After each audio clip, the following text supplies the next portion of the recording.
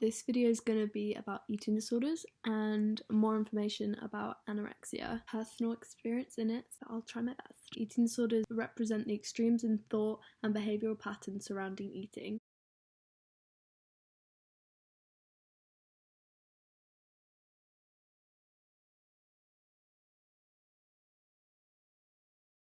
They can lead to serious medical conditions and they can be fatal. People think seeing thin models in the media causes eating disorders. Eating disorders are not caused by being a rich, white, female teenager, cold, distant mothers, dieting, fad diets, abusive, neglectful, uncaring parents, fat shaming or bullying, seeking attention or selfishness, taking a diet too far, or whatever that means, going through temporary development phase. I am not friggin' fake. And trying to be attractive and pretty. What an eating disorder is a serious mental health condition. No one knows the exact causes for an eating disorder, but we know that you must have some sort of genetic predisposition, but we don't know that it is a yet unidentified genotype. There are several contributing factors that may lead to the emergence of an eating disorder, such as biological, social, psychological, and interpersonal factors. The cures. There is no one cure for an eating disorder. An eating disorder can be trained into complete remission, and remission can be permanent. The sciencey part of what is an eating disorder is quite complicated, but I'm going to try and break it down. An eating disorder is a type of anxiety disorder, perhaps most closely related to panic disorders and phobias. Both low vagal tone and high startle response at birth predisposes someone to the development of anxiety disorders later in life. An eating disorder is an anxiety disorder where the threat identification system is activated in the presence of food. However, that's not how it feels or even how the patient thinks about the condition. There is only one eating disorder spectrum. The DSM-5 breaks out the various avoidant behaviours into distinct categories for eating disorders, and it also has a distinct category for the people above the average weight and avoid food as well. But the underlying driver of all these categories is the same, the misidentification of food as a threat.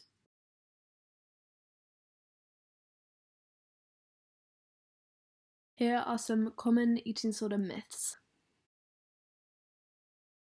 Eating disorders are primarily about food. Just eat might be your initial response to someone who's restricting or refuses to eat, just as someone who's binging, your response might be just stop eating. But these comments are like one of the most unhelpful things to say because eating disorders have complex causes and can't just be like willed away. People who are a normal weight or overweight can't have eating disorders. It is difficult to predict whether or not someone has an eating disorder just by looking at them. Not all eating disorders are determined by size or weight. An eating disorder is not always easy to detect as it's a mental illness, not a physical illness. It's a mental illness that affects you physically, but it's not a physical illness. Eating disorders do not determine your body type. You can dangerously restrict your calories and not be thin. Assuming that everyone with an eating disorder must look a certain way only leads to people who need help to not get help, usually mistaken to mean that anyone who restricts or purges must look skeletal,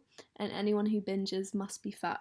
What's dangerous is that if you don't look like you're dying, if you don't look skeletal or get told to come back when you're more sick, movies like To the Bone aren't helpful by promoting this myth and glamorizing it.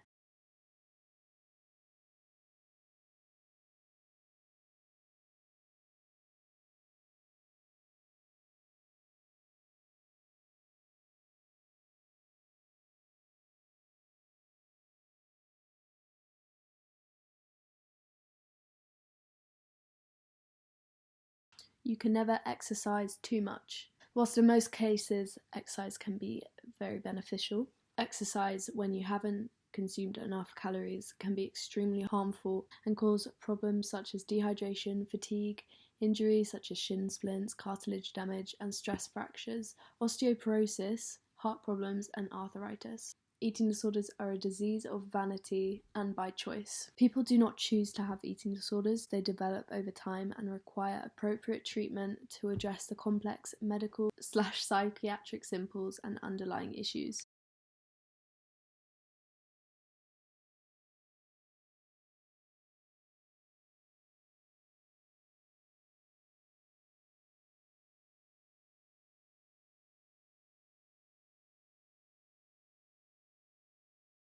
It's all about food. Usually, eating disorders are indicators to a repressed problem. By focusing on food, weight, and calories, a person is able to block out or numb painful feelings and emotions, and often to feel a sense of control in something.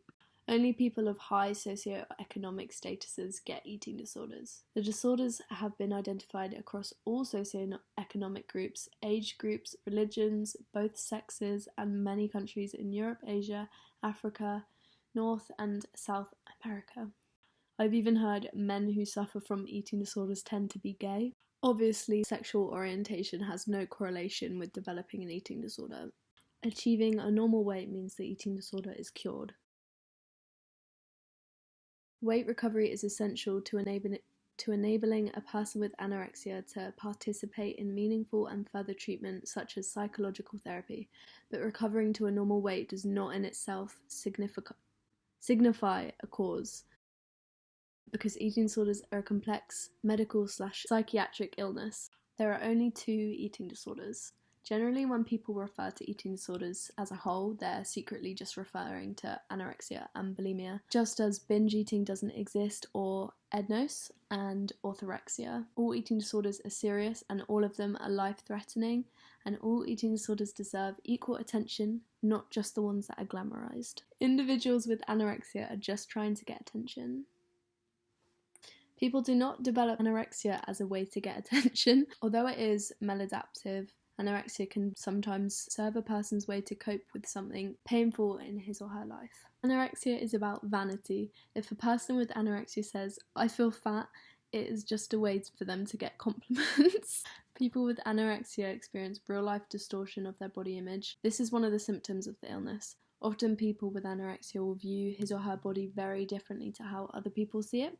The self-perceptions of people with anorexia are not an accurate representation of their true body weight. On an added note, people with anorexia are secretive with their illness and probably won't want to make these statements because they don't want to upset their loved ones.